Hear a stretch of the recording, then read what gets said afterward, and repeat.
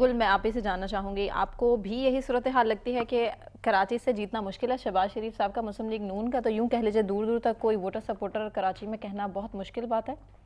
Thank you ثنا۔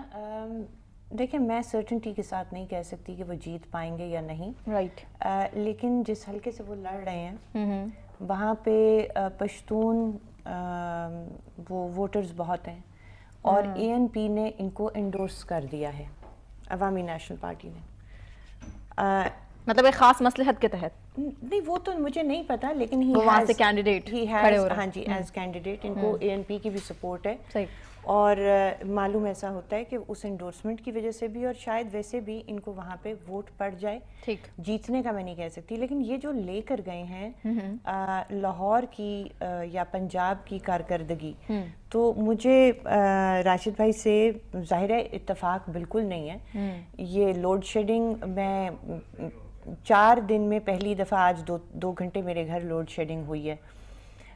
اس کے علاوہ اکثر جگہوں پہ لوڈ شیڈنگ نہیں ہے۔ اگر آپ وہ روز صبح صحافی بھی اس کو ٹویٹ کرتے ہیں، پنجاب میں لاہور کی بات کریں؟ جی، آل اوور پاکستان جو وہ دے رہے ہیں نا کہ ڈیمانڈ اتنی ہے اور وہ اتنی ہے پروڈکشن، تو اس میں اکثر دنوں میں ایکچولی شارٹ فال نہیں آتا، کچھ دنوں میں آتا ہے، کچھ میں نہیں آتا۔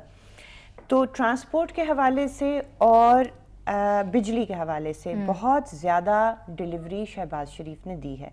یہ درست ہے کہ پانی کے حوالے سے یہاں کوئی، مجھے نہیں پتا کہ کام ہوا یا نہیں ہوا، صاف پانی، وہ کراچی کا بہت بڑا مسئلہ ہے۔